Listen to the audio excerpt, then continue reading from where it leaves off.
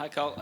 After sort of three games unchanged and not great results, do you know what the team's going to be? Have you got team changes for us? Well, we're going to wait till after practice before we talk about the team. I haven't spoken to Motti about that quite yet, or Joss, and normally that's how we work. We'll wait till after practice, see how we've got a few niggles kicking around the camp. Obviously, it's been a tough campaign in terms of games and travel, etc. And after the last game, there are a few niggles about, so we need to wait to get through training and find out that before any sort of changes were announced. Any specifics on the niggles, or is it just a case of?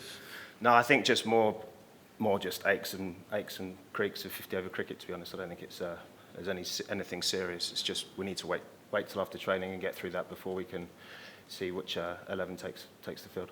Obviously, without a player here to sort of tell us, can you give us an insight into how the guys are up for this game? Obviously, the prize that they wanted is gone, retaining the World Cup, but there is still something to play for. It's not a dead rubber. Oh, absolutely. I don't think there's ever a dead rubber when you play for England, to be honest. I think the lads are completely up for it. We've got 2 games in which we need to win both to qualify for the Champions Trophy. So I think that's there for everybody to see, and the guys are going to be obviously up for it, and I think we'll be good tomorrow. And what's your assessment of where things have gone wrong, and what's your role in improving that and doing what you can to change things tomorrow? I think, look, cricket can be a game of, it's about executing under pressure, isn't it? Everybody knows that, and I think this team has been well known for doing that really, really well. It's an incredibly skillful team, it's a very talented team, but at key moments in certain situations we haven't executed under pressure like we normally do, and I think that's something that we can always look to improve on in practice and everything you go about doing. It's not to say that the lads aren't trying to do that in practice, they obviously are, but we haven't got that right in key moments, and I think that's something that we can definitely improve on.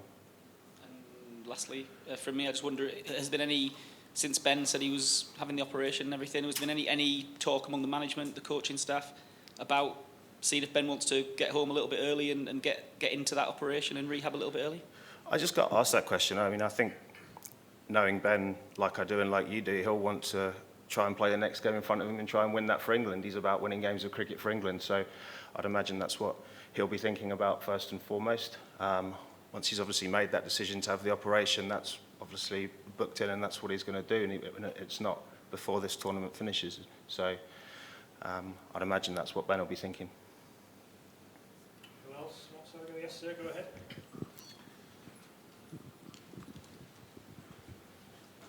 Hi.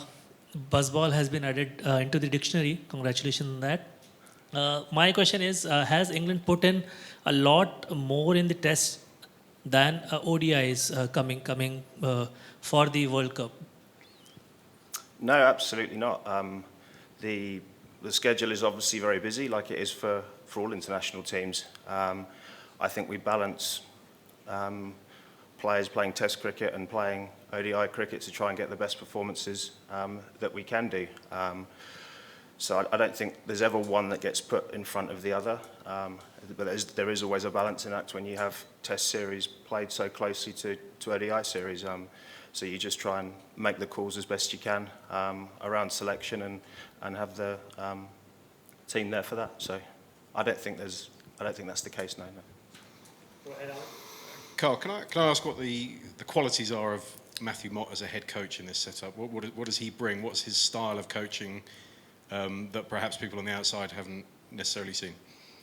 Well, first and foremost, I think Motti's a relaxed character. I think he's got a lot of experience in lots of different avenues that he can draw on and bring to the table, bring to the party when things aren't going well, but equally when they do go well, like they have done this time last year. So I think all that experience that he's gained from, all around the world sets him in good stead to lead this team moving forward. And Owen Morgan, who obviously knows the setup, knows the captain, knows the players very well, Yeah. has sort of questioned about clarity of whether there's been clarity and consistency in messaging from the leadership group. What would be your appraisal of that?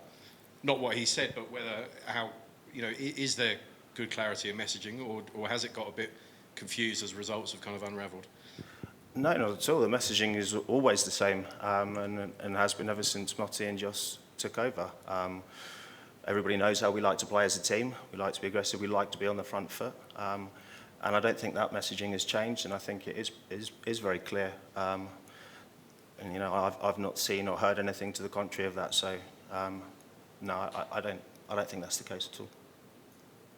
Any more? Matt, go ahead. Carl, obviously this is a tough place to play with conditions sometimes, and you've got a team full of guys in their 30s. The Australia game, I think they ran something like 25 or 28 twos. Do you feel like the fitness of the players has been something involved in that, the commitment in the field, anything like that? Or what's your sort of diagnosis as to how they managed to run as many twos as they did? I think it was the most of any team in this tournament. Yeah, look, I mean, I think Australia, first and foremost, are good runners between the wickets. I think we actually saved just as many runs possibly in the outfield as they did. I mean, I don't log their scores like I do with us, but we actually dived and stopped very well in that game, like we did in India. I think India's the highest game I've logged in terms of how many runs we saved. So in terms of that, I don't think so. I think again, it's about executing skill. I think we did that. We've done that really well over 2 games. Okay, they did get a lot of twos, but maybe that's more around how Australia ran than anything else, I think. George, and then we'll do one more after that. Thanks. G'day. What lessons do you think England can learn from this tournament? Sorry, say it again. What lessons do you think England can learn? Lessons. Lessons can we learn? Sorry. Well, like I mentioned earlier, I think it's more around actual skill execution and those key moments. You know, throughout the tournament, I think it's clear for everybody to see that we haven't got those quite right and as executed as well as we possibly could have done. And actually, that's what this team's probably known for over the last 5 or 6 years. So I think that's probably the biggest takeaway for me as a coach. Do England necessarily train enough? I'm not saying they don't, but there are quite a lot of rest days between games, and then it tends to be 2 days out, a real hard session. The day before the game, a somewhat lighter session. Is that enough? I think the balance between rest and training is always key. I think as a group, we like to make sure that when the lads turn up, they are, you know, every training session is a prop-on full intensity session. So sometimes if you train all the time, then that can take away from that a little bit. But I think we've got the balance. I think we've got the balance pretty right. Barney, last one, please. Hi, Carl. Carl, this is the first public press conference since England exited a World Cup that they won so gloriously in 2019. First chance to speak to the fans to explain, what went wrong, because people are very interested in that. Why do you think that you were selected as the man to front this up? And do you have anything to say on that subject? What's your thesis as to what went wrong? And why in particular have they decided you're the man to explain this?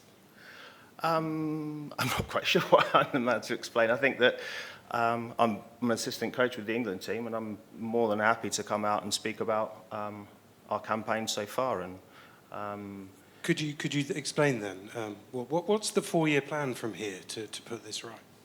I think first and foremost, we have to think about what's coming tomorrow. I think anything that comes after that is what comes after that. We need to be thinking about tomorrow. We need to be thinking about Pakistan, because we've got 2 very important games in which we need to win and win well to qualify for the Champions Trophy, which is what we need to do. And I think, like you're asking about after that, at the moment, I want to concentrate on what's in front of us, training this afternoon, preparing the lads as well as we can for the game tomorrow. I was asking more about the immediate past. Have you had any idea what's gone wrong here? Because that's what people will want to know. Yeah, sorry, I thought you asked about a 4-year plan. So normally speaks to what's go wrong. You can deal with both if you like. Yeah. Okay. Well, look, I think I've spoken. I've said it 3 or 4 times now.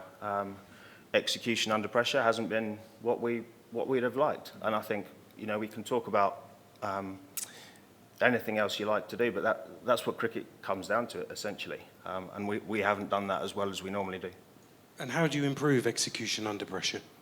Well, it comes from lots of things. It comes from first of all, doing it in a game, winning games of cricket, which gives you confidence, but then ultimately it comes from your training as well, which every single one of the players is always trying to put right, and this group is well renowned for pushing the boundaries of their own game and always looking to improve.